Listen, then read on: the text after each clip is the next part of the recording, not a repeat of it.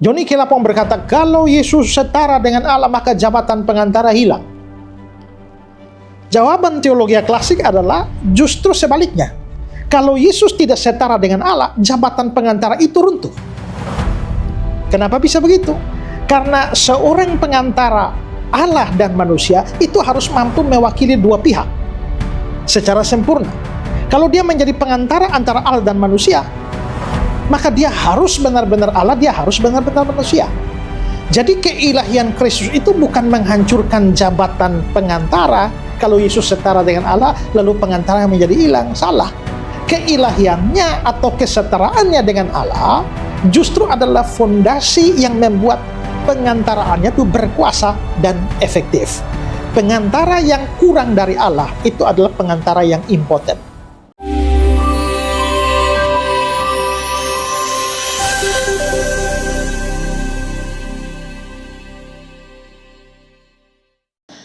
Ya, shalom saudara-saudara. Beberapa hari yang lalu saya dikirimi sebuah video.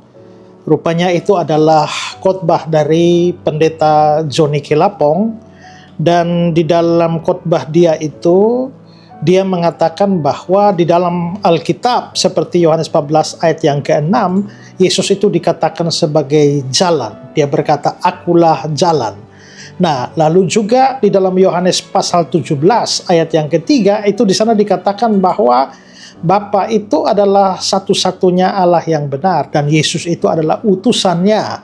Lalu juga dia masuk ke 1 Timotius 2 ayat yang kelima, yang mana mengatakan bahwa Allah itu esa dan esa pula dia yang menjadi pengantaranya, yaitu manusia Yesus Kristus.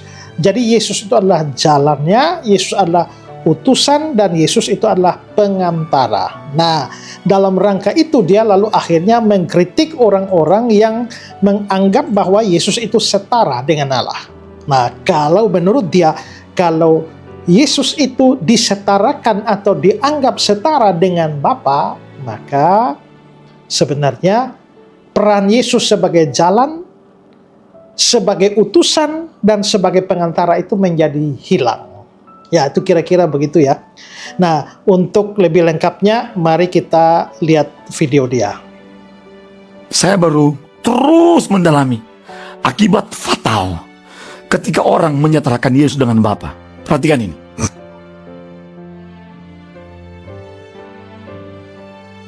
Allah Bapa atau Yahweh, akibat fatal ya. Ini adalah setuju Bapak Ibu? Menurut Yohanes pasal 14 ayat 6, betul? Yohanes pasal 14. Yesus adalah apa? Yesus jalan. Jalan. Perhatikan ini. Yohanes 17 ayat 3. Inilah hidup yang kekal supaya mereka mengenal Engkau, satu-satunya Allah yang benar. Betul? Yesus yang ngomong loh, satu-satunya Allah yang benar. Satu Allah. Betul? Paham? Lalu satu Tuhan. Dialah jalan. Betul? Lalu dia apa? Utuh. Dia juga Pak sebagai apa? Utusan. Pertama jalan, kedua apa? Utuh. Lalu 1 Timotius pasal 2 ayat 5. Sebab Allah kita esa, pengantara kita pun esa. Setuju? Satu Allah, satu pengantara. Siapa namanya? Yesus juga. Apa namanya?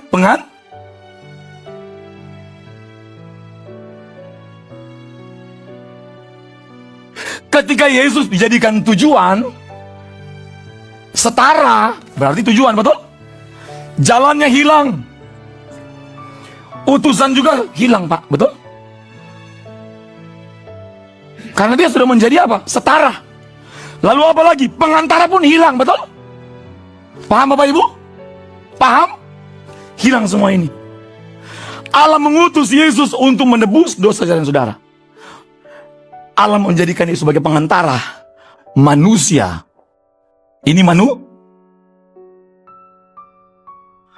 manusia dengan Allah. hilang. Jalan hilang, utusan hilang, pengantar hilang. Pertanyaan saya adalah, kalau Yesaya 59 ayat 2 berkata dosa telah memisahkan, siapa yang bisa mendamaikan? Siapa yang menjadi pengantara antara manusia dengan Allah? Sedangkan mereka telah menjadikan Yesus sebagai apa? Setara dengan Allah. Betul? Kosubstansial. Setara, sehakikat. Ko-equal, itu berarti apa? Setara. Ko-eternal, sama-sama kekal, betul? Paham Bapak Ibu? Bisa mengerti? Hilang, Pak. Lalu kalau sudah hilang, modelnya pun hilang, betul? Gak ada model, karena Allah itu roh. Tidak ada seorang pun yang dapat datang kepada Bapa kalau tidak melalui aku, betul? Hilang, Pak. Karena di jalan menjadi tujuan. Roma 8 ayat 29 itu nggak bisa digenapi karena kita adalah orang pilihan, ditentukan kriteria yang menjadi serupa dengan gambaran anaknya. Amin. Modelnya mana? Sudah disetarakan sama mereka. Halo. Nah, demikianlah video Johnny Kilapong. Dan saudara-saudara, sebelum saya memberikan tanggapan ini, saya mau beritahu bahwa sebenarnya argumentasi dari Pak Johnny Kilapong itu adalah bukan sebuah penafsiran yang baru ya.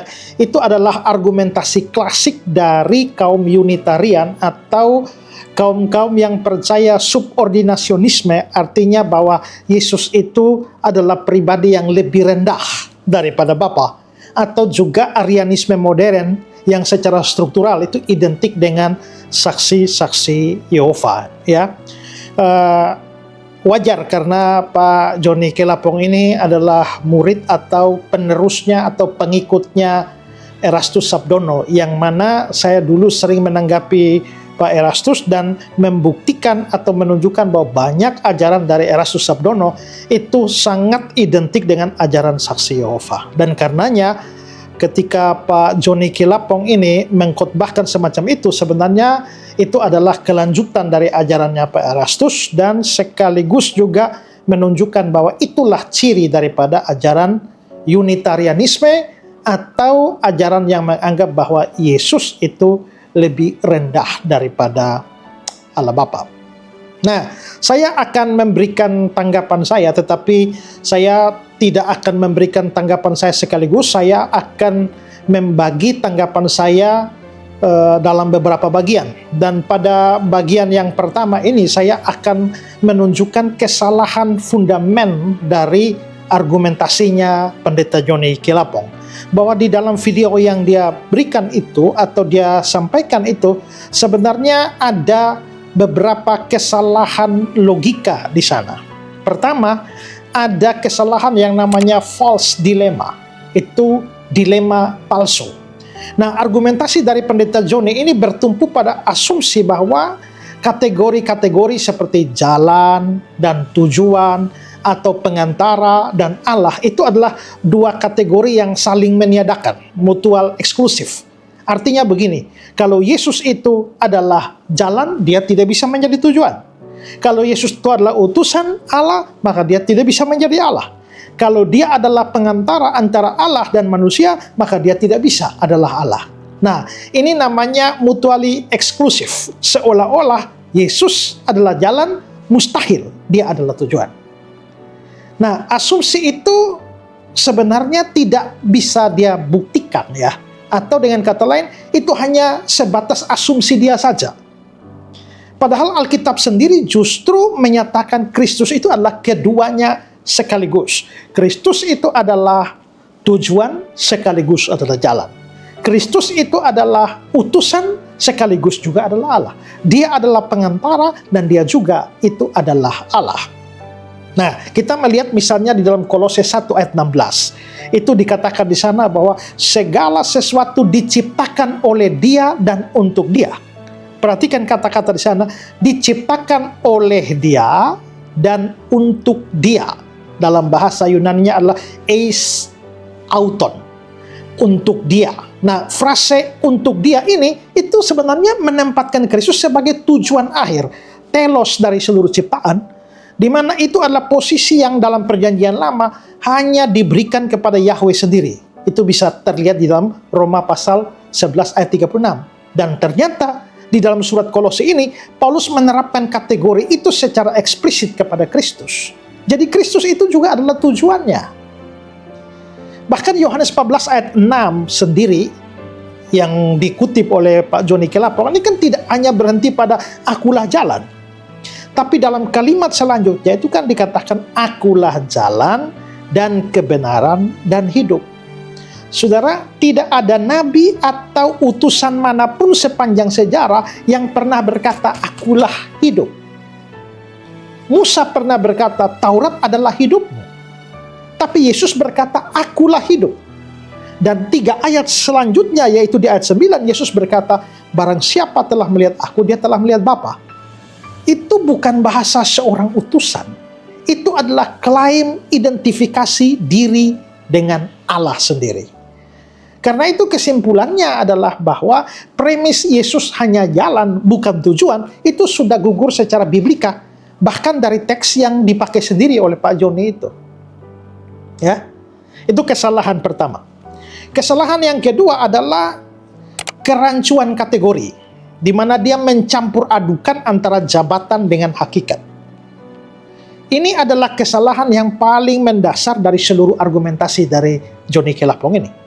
Dia membaca pernyataan fungsional tentang peran dan jabatan Kristus di dalam rencana keselamatan sebagai pernyataan ontologis tentang hakikat dan natur Kristus. Padahal itu keduanya berbeda secara kategori dan karenanya tidak boleh dicampur adukan.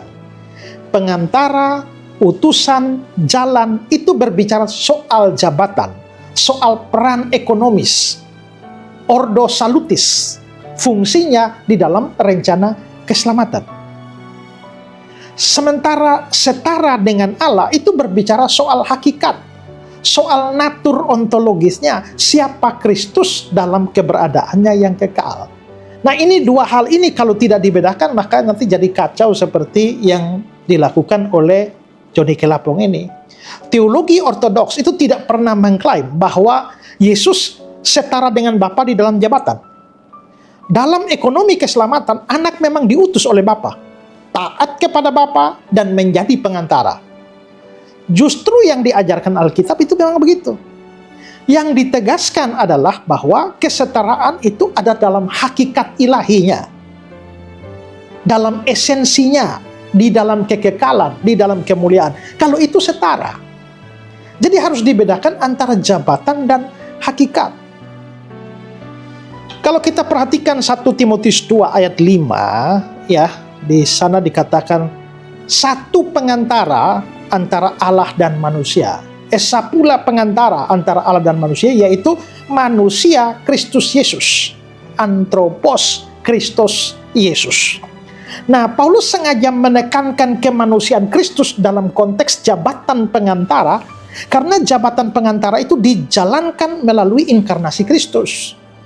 Ayat itu tidak berbicara tentang Kristus menyangkali, atau ayat itu tidak berarti bahwa Paulus sedang menyangkali keilahian Kristus, tidak. Karena itu membaca ayat itu tidak boleh dianggap sebagai penyangkalan ontologis. Itu akan menjadi sebuah eksegesis yang keliru. Ya. Sekarang yang ketiga, kesalahan ketiga itu adalah membalikkan logika pengantaraan. Ini poin yang sangat menentukan dan yang membalikkan seluruh argumentasi dari pendeta Joni Kelapong 180 derajat. Joni Kelapong berkata, kalau Yesus setara dengan Allah, maka jabatan pengantara hilang. Jawaban teologi klasik adalah justru sebaliknya. Kalau Yesus tidak setara dengan Allah, jabatan pengantara itu runtuh. Kenapa bisa begitu? Karena seorang pengantara Allah dan manusia itu harus mampu mewakili dua pihak secara sempurna. Kalau dia menjadi pengantara antara Allah dan manusia, maka dia harus benar-benar Allah, dia harus benar-benar manusia. Dia harus benar-benar manusia untuk mewakili manusia, menanggung hukuman manusia dan mati menggantikan manusia. Tapi dia harus benar-benar Allah karena pertama, tidak ada ciptaan atau non-Allah yang sanggup menanggung murka Allah yang tidak terhingga dan tetap bangkit. Kedua, nilai korban itu harus tidak terhingga untuk menebus pelanggaran terhadap Allah yang tidak terhingga. Yang ketiga, keselamatan itu adalah karya Allah sendiri. Tidak ada juru selamat selain daripadaku, kata Yesaya 43 ayat 11. Jadi, tugas kepengantaraan itu harus Allah. Seorang pengantara itu harus Allah dan manusia. Kalau dia hanya manusia saja, dia nggak bisa jadi pengantara. Kalau dia hanya Allah saja, dia tidak bisa juga menjadi pengantara. Dua titik itu dia harus mempunyai titik connect-nya. Nah, itu sebenarnya adalah argumentasi klasik dari Anselmus of Canterbury dalam tulisannya Cur Deus Homo. Mengapa Allah menjadi manusia? Dia mengatakan bahwa hanya manusia yang wajib membayar hutang dosa, tapi hanya Allah yang sanggup membayarnya. Karena itu maka pengantara itu haruslah Allah dan manusia sekaligus.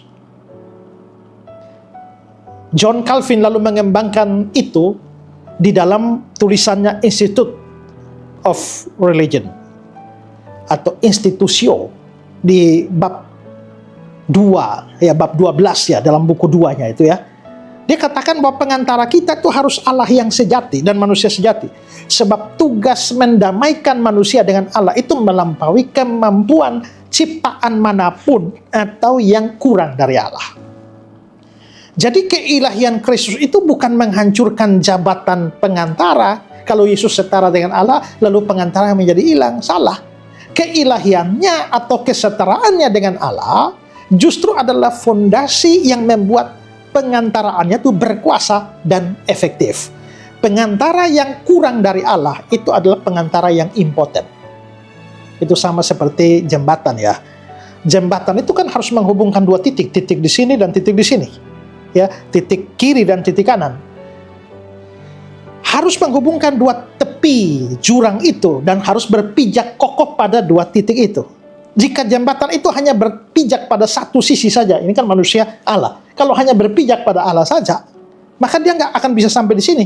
Kalau dia berpijak pada Allah saja, maka dia tidak akan sampai yang sini. Karena itulah maka harus berpijak pada dua-duanya. Pengantara itu harus Allah sempurna dan manusia sempurna.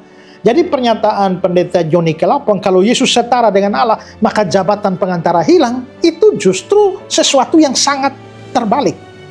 Kalau Yesus tidak setara dengan Allah, jembatan itu tidak pernah sampai di seberang. Dia tidak pernah bisa menjadi pengantara antara Allah dan manusia. Ya, ini tanggapan saya pertama untuk Pendeta Johnny Kelapong. Nanti berikutnya saya akan memberikan tanggapan terkait dengan ayat-ayat yang dia pakai. Saya akan berikan penjelasannya. Tapi kali ini cukup sampai di sini. Semoga ini mencerahkan, dan kalau Pendeta Johnny Kelapong mendengar ini, silakan mau berikan tanggapan balik kepada saya, boleh. Kita boleh berdiskusi untuk membahas konsep-konsep seperti ini. Tuhan memberkati saudara.